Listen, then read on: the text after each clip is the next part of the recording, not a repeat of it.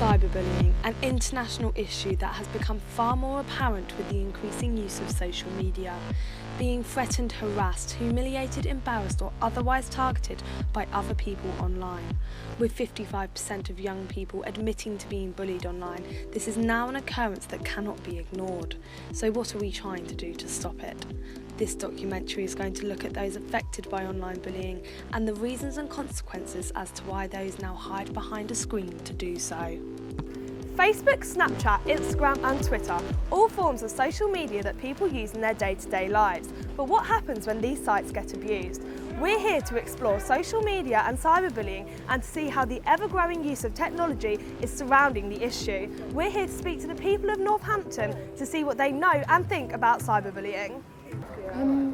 Well, I know it's been going on for quite some time.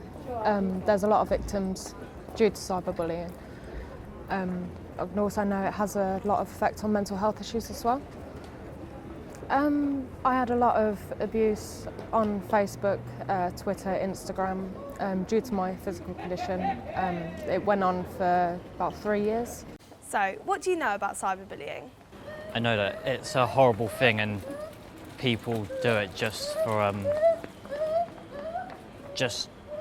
it seems like they do it for their own for fun, to try to prove that they're bigger than people when actually it just seems like they're smaller. Quite degrading, just made me feel awful, and made me sort of fear the internet, whereas it shouldn't. Now it's a place where I go, if I want to talk to friends or anything like that. With it seeming more common than expected, most people have experienced online abuse at some point in their lives. Jay is a student now, but this wasn't always the case after he was forced to take a year out of his studies after going through bullying which started online. So what happened was, I was in year 7 when it initially started.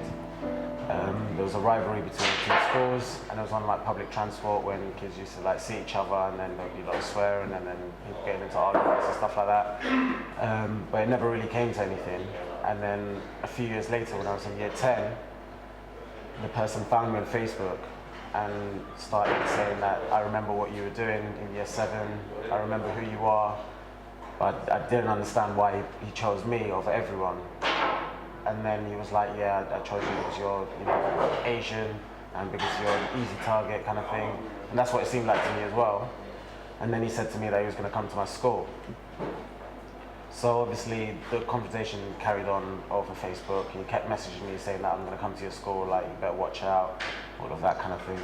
And then it got to the day that he was going to come to the school. He came to the school and obviously everyone was there from the school. The teachers were there, parents were there, everyone was there, and this boy was on his own, but he was a couple of years older than me. And he literally just ran across the road at me and started hurling abuse, obviously, whilst he was on the other side of the road.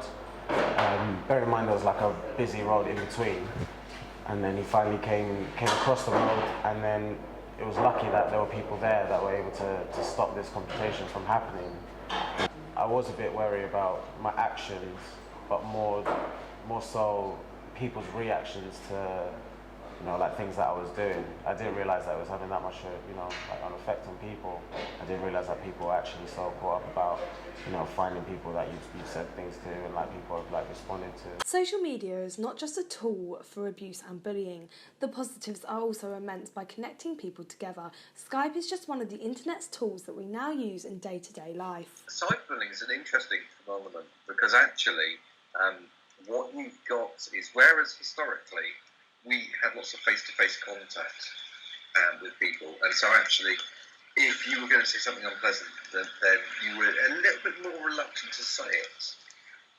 Online and social media causes a complete dropping of those boundaries, because actually you don't see the person, you don't see them face-to-face, you don't see their reaction when you post something.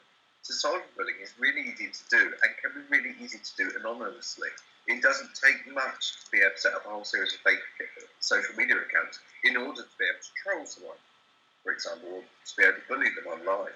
And so this is changing the way that we as humans view bullying. Whereas before, you very much torture and just walk away from it, all the rest of it.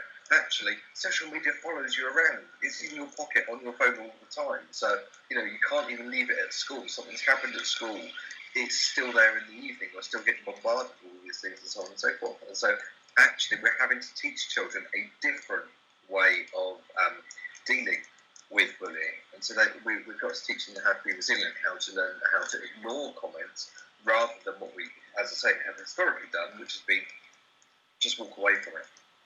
What we are not doing as a society is we're not actually preparing young people for the challenges that they're going to face, because we don't know them. Here you're going to face a huge, big generational gap where actually the parents and the teachers who are supposed to guide and advise young people nowadays haven't experienced and don't have the same view about social media as many young people. We work with lots of old people as well as younger millennials, and actually it's very common for older people in the workforce not to have any kind of social media accounts, whereas young people, it's like, which one do you want? When cyberbullying is being discussed, it's quite often assumed that it stops at a laptop or a smartphone, but people don't always realise what happens on here can often lead to physical confrontation.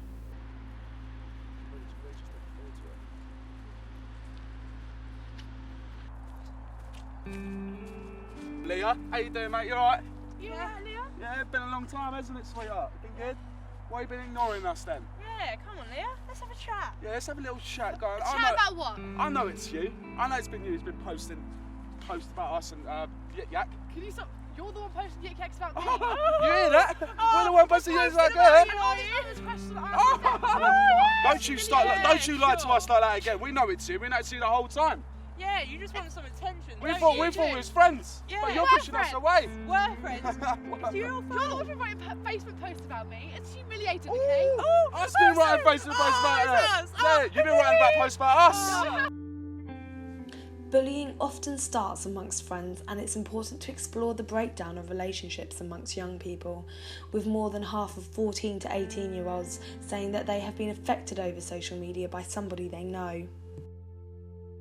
They kind of started just like at the beginning of sixth form.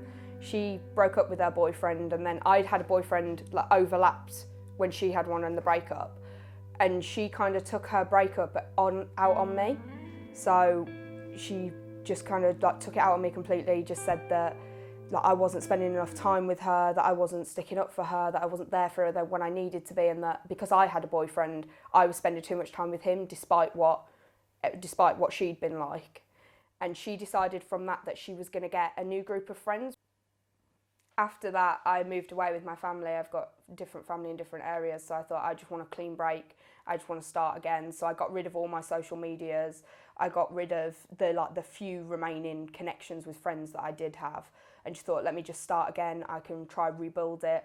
But it's obviously a lot harder than you think. It's a lot harder to try and fit into social cliques. It's a lot harder when you're just on your own. When there's two of you who are alone together, it's easier to go into a group. Whereas if you're just on your own, it's kind of difficult. So it's only very, very recently that I got social media back, and that's only because of persuasion from my family being you said you were going to rebuild yourself and move away. So why don't you start by getting Facebook again, getting Twitter again? Northampton's County Council are also getting involved in internet safety.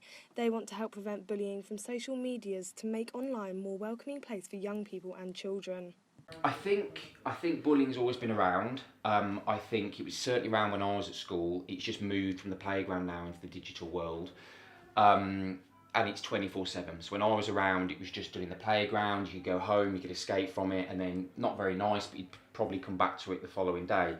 Now, in the current climate, it's 24/7, it's done through devices.